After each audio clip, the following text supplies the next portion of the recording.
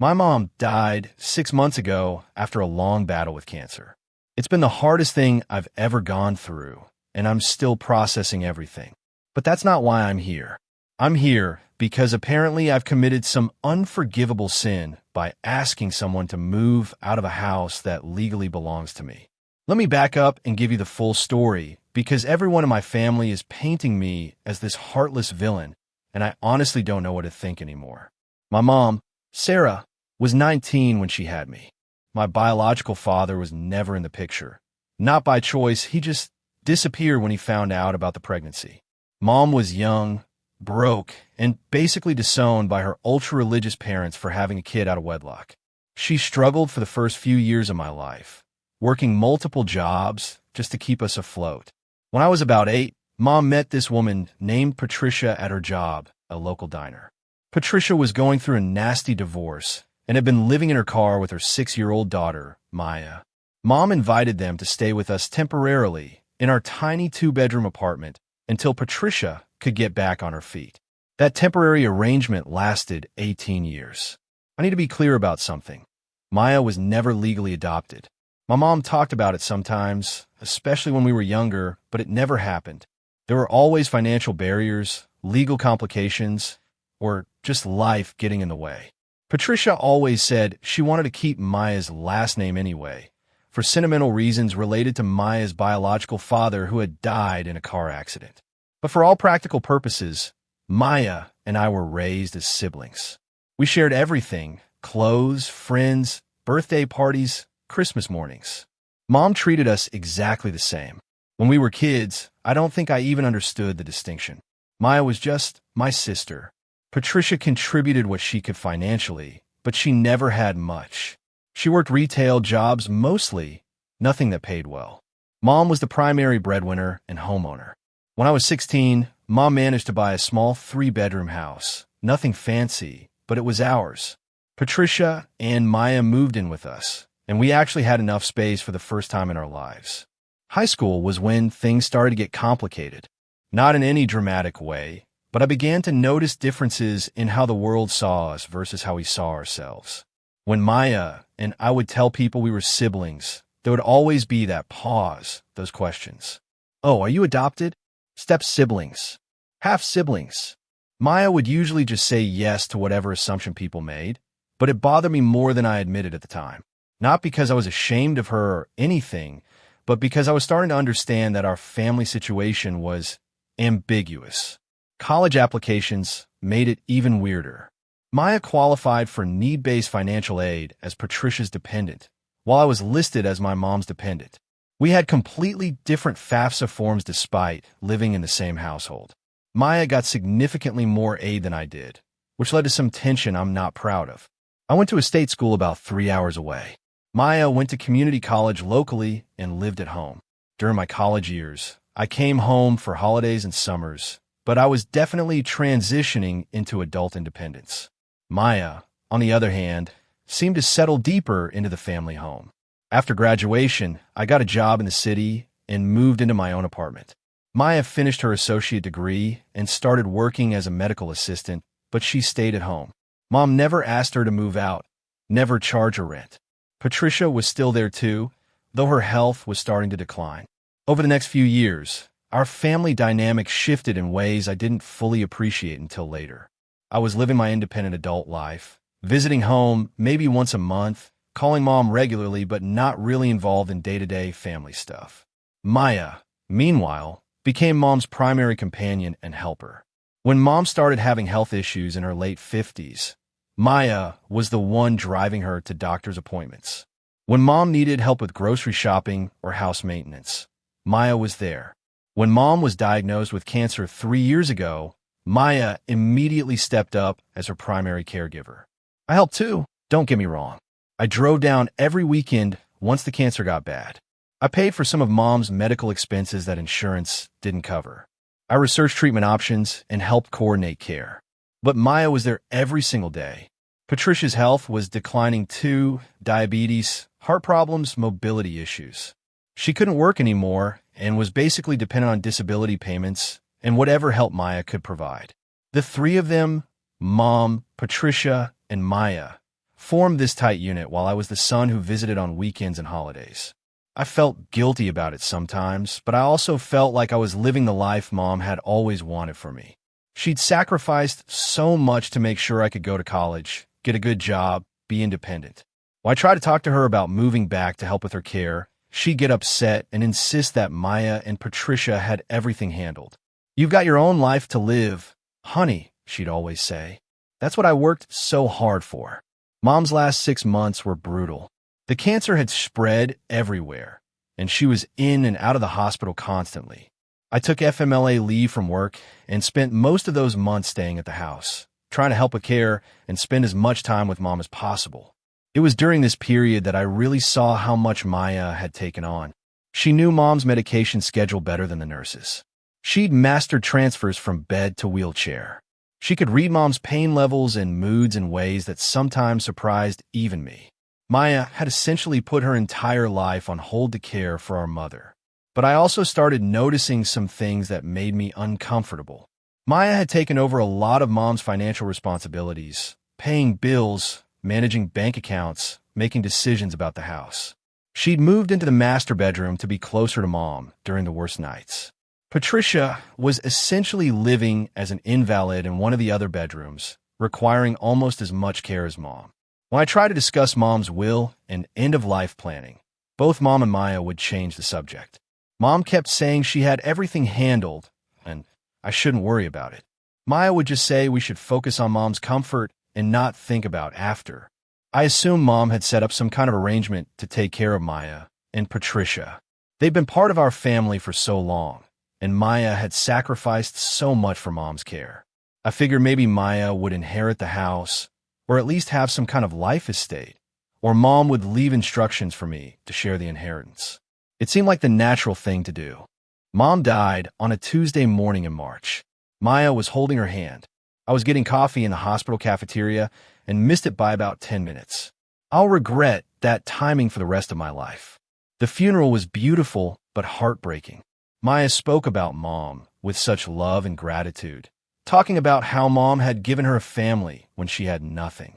Patricia was too grief-stricken and unwell to speak, but Maya represented both of them in thanking everyone for their support. The will reading happened a week later. Mom's lawyer, Mr. Peterson, had been handling her affairs for years. I knew him from when Mom bought the house and when she'd updated her will after her cancer diagnosis. Here's what I learned that day. I inherited everything. The house, Mom's savings account, her car, her life insurance policy, her retirement account. Everything came to me as her biological son. Maya and Patricia weren't mentioned in the will at all. Mr. Peterson explained that Mom had considered various options over the years, but ultimately decided that since Maya wasn't legally adopted and Patricia wasn't legally family, the inheritance should go to her biological son. He said Mom had asked him multiple times about setting up provisions for Maya and Patricia, but never followed through with the paperwork. Maya's face when Mr. Peterson read the will is something I'll never forget. It wasn't anger exactly. It was more like confusion, hurt, like she couldn't understand how this could happen after everything she'd done, everything she'd sacrificed. Patricia just cried quietly. She'd known this was a possibility, but Maya had been so confident that Mom would take care of everything. After the lawyer meeting, the three of us drove home in silence. I knew we needed to talk, but I had no idea what to say. I'd inherited a house with 2 people living in it who had just as much emotional claim to it as I did, but zero legal claim. That evening, I asked Maya and Patricia if we could sit down and figure out next steps. I started by saying that of course they weren't going to be homeless, that we'd figure out a reasonable timeline for transition, and that I'd help however I could. Maya looked at me like I'd slapped her. "Transition," she said. "What do you mean, transition?" I tried to explain gently that while I understood this was their home too, it was now legally my property, and I needed to make some decisions about what to do with it.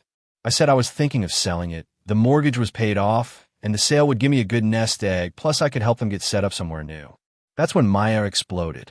She stood up and started yelling about how this was her home for 18 years, how she'd taken care of Mom while I was off living my life, how she'd put her entire adult life on hold to be Mom's caregiver. How could I just kick them out like they meant nothing? Patricia was crying harder now, saying she didn't know where they could go, that she couldn't afford rent on her disability payments, that Maya was all she had left. I tried to stay calm and explain that I wasn't kicking them out immediately, that we could take time to figure out a plan. But Maya kept escalating, accusing me of being selfish and heartless, saying Mom would be ashamed of me, asking how I could do this to the people who loved Mom most. Finally, I lost my temper and said something I regret. Maya, you're not actually my sister. You're not Mom's daughter. I know that sounds harsh, but legally, that's the reality.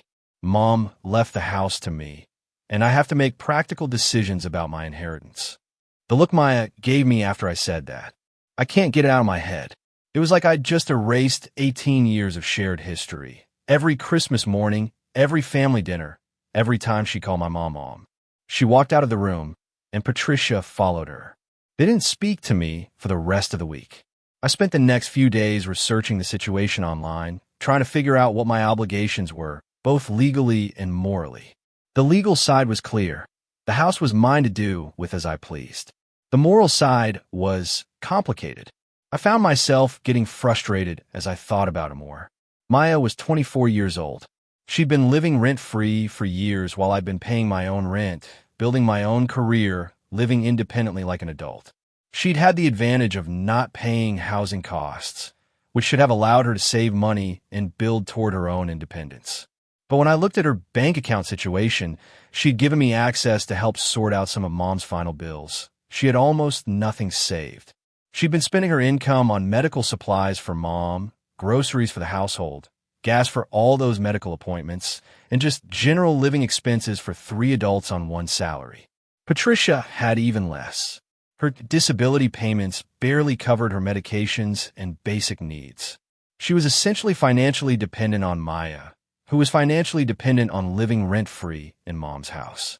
I realized that asking them to move out wasn't just asking them to find new housing. I was asking Maya to suddenly support herself and Patricia on a medical assistant salary in a rental market where a decent 2-bedroom apartment would cost at least $1,200 a month. But I also realized that if I let them stay, I'd essentially be supporting 2 adults indefinitely. The house needed work, new roof, updated electrical, foundation repairs. The property taxes were going up. The utility bills for 3 people were significant. If I kept the house and let them live there, I'd be taking on financial responsibilities for people who weren't actually family members, legally speaking. After a week of thinking, I sat down with Maya again. I tried to approach it more gently this time. I told her I understood this was her home and that she'd sacrificed a lot to care for Mom. I said I appreciated everything she'd done and that I wanted to help her transition to independence. I proposed giving her 6 months to find alternative living arrangements, and I offered to help with moving expenses and maybe first month's rent somewhere. Maya's response was to ask why I couldn't just let them stay in the house. She said she could pay me rent, maybe not market rate, but something. She suggested I could move back in too, and we could all live together like before. She asked why I needed to sell the house when it was the only home she'd ever known. I tried to explain that it wasn't just about money, though the financial burden was real. It was also about the fact that I was 30 years old and didn't want to be financially responsible for 2 other adults indefinitely. I wanted to use my inheritance to build my own future, maybe buy my own place, maybe go back to school, maybe start a family someday. Maya said I was being selfish, choosing money over family. She said Mom would want us all to stay together, to take care of each other. She accused me of never really considering them family, of just tolerating them all these years. That stung because, was there some truth to it?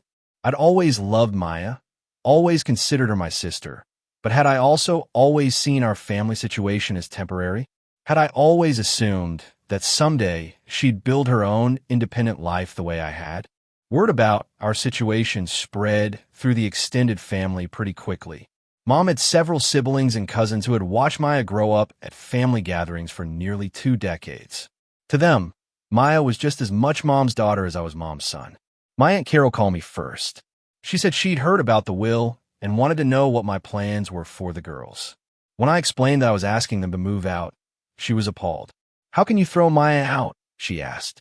That girl gave up everything to take care of Sarah. She deserves that house more than you do. My cousin Jennifer was even harsher.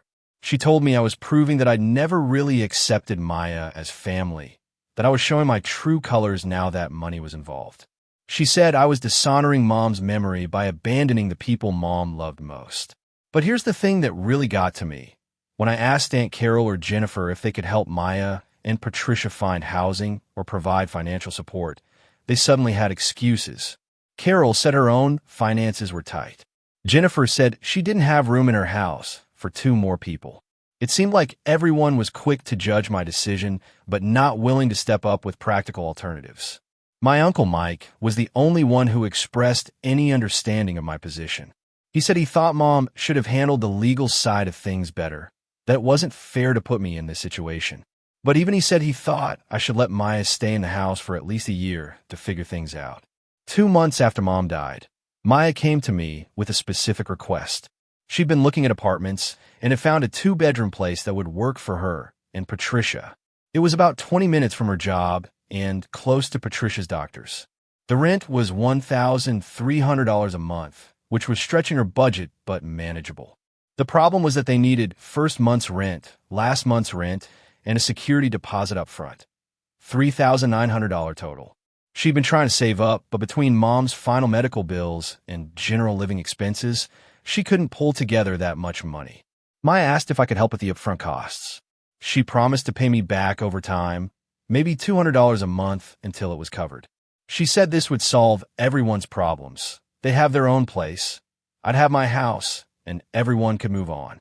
I told her I needed to think about it. Here's what I was thinking. $3,900 wasn't a huge amount of money for me. I'd inherited Mom's life insurance policy, and after final expenses, I had about $75,000 in cash. I could easily afford to help them with moving costs. But I was also thinking about precedent. If I helped them with the move-in costs, would they come back to me when Patricia needed medical care they couldn't afford? Would they expect me to help if Maya lost her job? Would I become their financial safety net indefinitely? And honestly, I was still feeling hurt and angry about some of the things Maya had said during our fights. She'd accused me of abandoning Mom, of caring more about money than family, of never really loving them. Part of me wanted her to figure it out on her own, to learn what financial independence actually meant. After a week of thinking about it, I told Maya I couldn't help with the apartment costs. I said I thought it was important for her to establish her independence, and that helping financially would just be prolonging the dependence that had developed over the years. Maya stared at me for a long moment, then asked, "So you're really going to let us become homeless because you think it will teach me a lesson?" I tried to explain that I wasn't trying to teach her a lesson, that I thought she was capable of figuring out a solution, that there were other resources she could explore, social services, assistance programs, maybe help from other family members. Maya laughed bitterly. Other family members? You mean the same people who are calling you heartless for kicking us out, but won't actually help us themselves? She had a point, but I stuck to my decision. I said I was sorry, but I couldn't take on the role of financial provider for her and Patricia. That's when Maya said something that has been haunting me. You know what? You're right. We're not actually family. Real family wouldn't do this to each other. Real family would help. After I refused to help with the apartment deposit, things got ugly fast. Maya started telling people that I was not only kicking them out, but refusing to help them avoid homelessness when I easily could. The story that spread through our extended family and social media was that I had inherited a house and substantial money, and I was choosing to let the people who cared for my dying mother become homeless rather than share any of the inheritance or provide basic help. My social media blew up with angry messages from family friends, distant relatives, even some people I'd gone to high school with. People were calling me greedy, heartless, and a disgrace to Mom's memory. Someone created a GoFundMe page for Maya and Patricia, describing their situation and asking for help with moving expenses. The page painted me as a villain who had inherited everything and abandoned the family members who needed help most. It raised about $2,800 in 2 weeks, mostly for people in our hometown who remembered Maya growing up. My cousin Jennifer shared the GoFundMe page on Facebook with a long post about how family takes care of family and how some people show their true colors when money is involved. She didn't mention my name directly, but everyone knew who she was talking about. I was getting calls and texts from relatives I hadn't spoken to in years, all asking me to reconsider, to do the right thing, to think about what Mom would have wanted. The worst part was that some of them had valid points. Mom had wanted me to take care of Maya and Patricia, she'd said so many times over the years. She just hadn't put it in writing legally. Everything came to a head at my cousin Jennifer's daughter's wedding last weekend. I almost didn't go, knowing it would be awkward, but Jennifer had specifically asked me to come and said we needed to work this out as a family. Maya and Patricia were there, of course. They've been part of family gatherings for 18 years. Maya looked exhausted and stressed, which made me feel terrible, but she was also clearly getting a lot of sympathy and support from relatives. During the reception, my Uncle Mike pulled me aside and asked if we could all sit down and talk. Me, Maya, Patricia, and a few of the older family members. He said everyone was hurting and that we needed to find a solution that honored Mom's memory and took care of everyone involved. The family meeting happened in a side room at the wedding venue, which was already a surreal setting for this conversation. Present were me, Maya, Patricia, Uncle Mike, Aunt Carol, Jennifer, and my great Aunt Helen, who's basically the family matriarch. Great Aunt Helen started by saying that Mom would be heartbroken to see the family fighting like this, especially over money. She said that in her generation, family took care of family, period. She looked directly at me and said I had a responsibility to help Maya and Patricia because they were Mom's girls, even if not legally. Jennifer jumped in with statistics she'd researched about medical bankruptcy and how many people become homeless after being caregivers for family members. She said Maya had literally sacrificed her financial future to care for Mom, and now I was punishing her for that sacrifice. Maya spoke quietly but emotionally about how this was the only family she'd ever known, how Mom had promised her she'd always have a home with us, how she'd never imagined she could end up homeless after everything she'd done. Patricia mostly cried, but managed to say that she didn't know where they could go, that her health was too poor for her to live independently, and that she was scared. It was my turn to respond, and honestly, I didn't know what to say. I felt ganged up on, like I was being painted as the villain for making a decision about my own inheritance. I tried to explain my perspective, that I was 30 years old and didn't want to be financially responsible for two other adults indefinitely, that I had my own future to think about, that helping with one expense would likely lead to expectations of ongoing financial support. I said I appreciated everything Maya had done for Mom, but that didn't create a legal or financial obligation for me to support her forever. Great Aunt Helen interrupted me and said, "Legal obligations? We're talking about moral obligations, about doing what's right." That's when I kind of lost it. I said I was tired of being made to feel guilty for wanting to use my inheritance to build my own life. I said that everyone was quick to tell me what I should do with my money, but nobody else was volunteering to take Maya and Patricia in or provide ongoing financial support. I pointed out that the GoFundMe had raised less than $3,000, which showed that even people who thought I was wrong weren't willing to put their own money where their mouths were. Jennifer got angry and said that wasn't the point, that I was the one who had inherited substantial assets and therefore had the responsibility to help. I shot back that I'd inherited those assets because I was Mom's biological son, and that inheritance came with the right to make my own decisions about how to use them. Maya stood up at that point and said, "There it is. That's what this is really about. Biology. You've never seen me as a real sister, and now you finally get to prove it." The room went dead silent. Then Maya walked out, Patricia followed her, and I was left sitting there with four relatives staring at me like I'd just revealed myself to be a monster.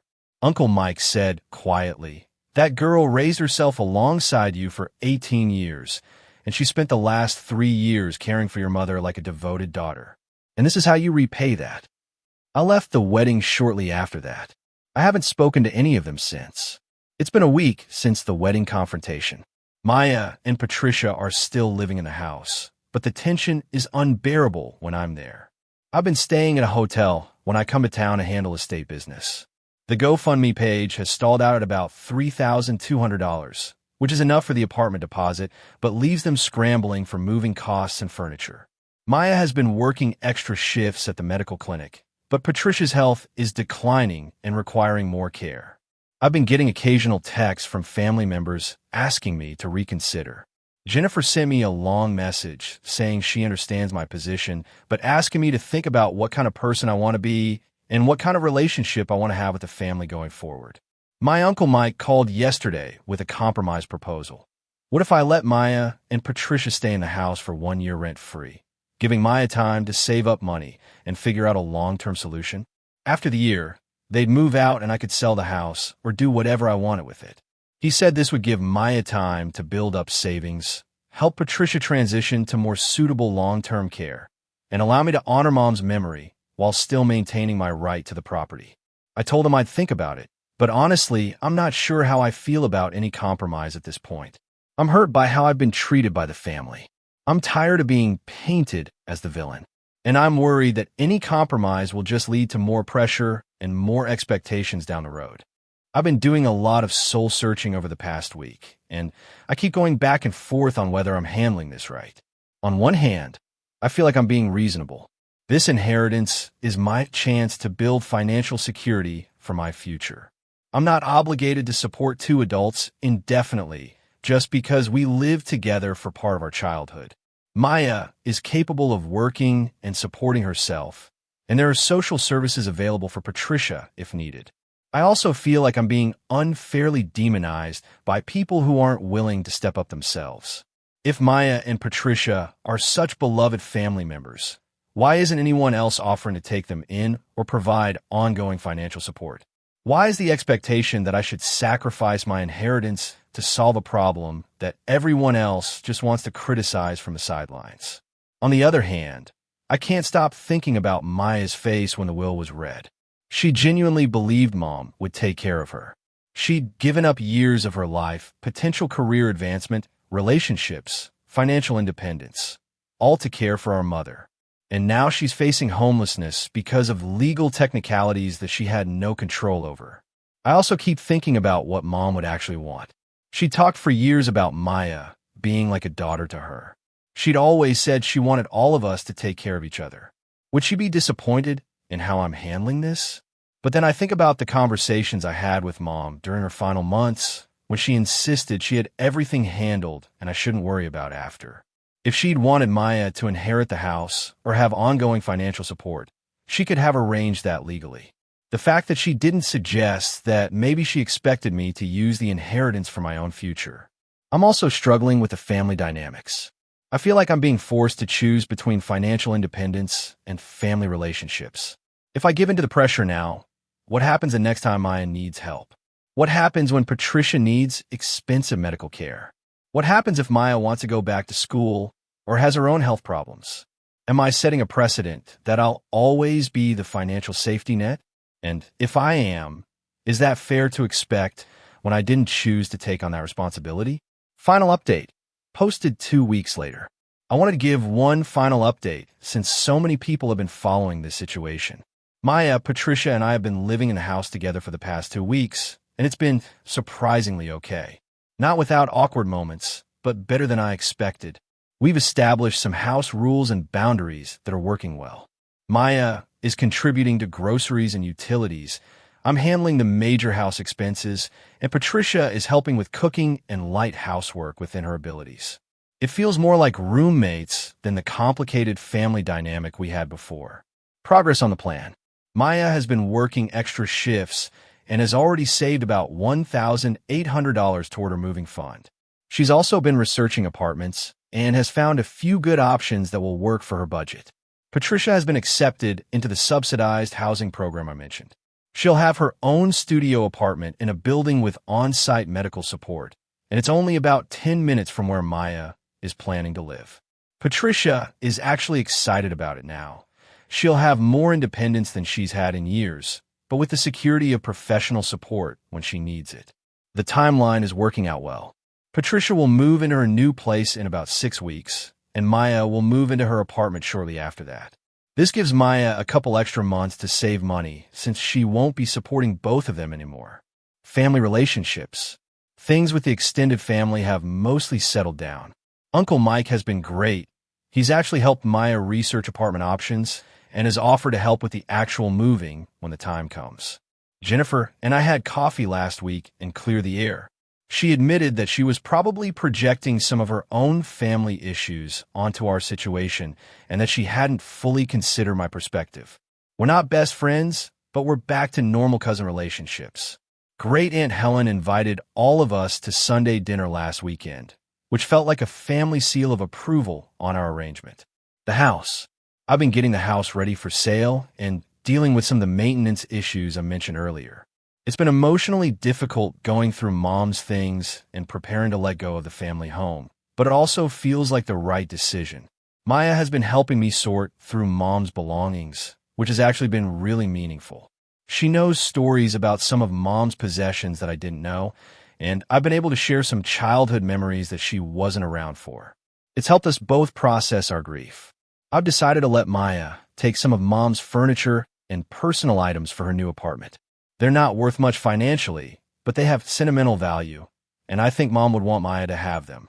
Living together these past 2 weeks has reinforced something important. Maya and I do have a genuine sibling relationship, even if it's not legally defined. We bicker about whose turn it is to do dishes. We have inside jokes. We look out for each other in small ways. That's not something that inheritance law can define or diminish. But I've also learned that adult sibling relationships require clearer boundaries than childhood ones did. We can love each other and support each other without me being financially responsible for her life choices or her being emotionally responsible for my guilt about Mom's death. Financial update. Since people have asked, I'm planning to put most of the house sale proceeds into retirement savings and use some for a down payment on my own place. I'm 30 and was behind on retirement savings because of student loans and city living expenses, so this inheritance gives me a chance to catch up. I'm also setting aside some money for home repairs and furniture for my new place, and keeping some as an emergency fund. I'm not getting rich off this inheritance, but it's giving me financial security I've never had before. This whole experience has been emotionally exhausting, but ultimately educational. I've learned about family law, caregiving economics, estate planning, and the difference between legal rights and moral obligations. More importantly, I've learned that relationships can be renegotiated and rebuilt even after serious conflict. Maya and I went through a really rough period, but we came out with a clearer understanding of what we mean to each other and what we can realistically expect from each other. I still think Mom should have handled the legal side of things better. But I also understand now that she probably trusted Maya and me to figure out how to take care of each other, and maybe we have. For anyone dealing with similar blended family situations, have the legal conversations early and often. Don't assume that love and good intentions will automatically translate into legal protections or clear expectations. And don't assume that biological relationships are automatically stronger or more valid than chosen ones. Thanks again to everyone who shared their perspectives. This community helped me navigate one of the most difficult situations of my life, and I'm grateful for that.